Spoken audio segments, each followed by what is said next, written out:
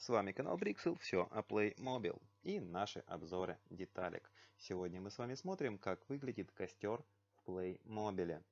Вот такая красивая деталька есть в Playmobil. Очень интересно в игровом процессе и очень красивая с виду. Снизу выглядит вот так.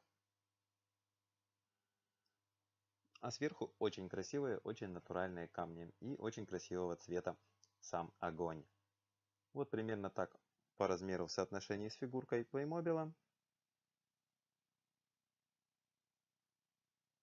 И очень интересным моментом является то, что костер Playmobil можно как погасить, так и зажечь, вынув из него пламя. Ну, не то чтобы совсем легко, но вытаскивается.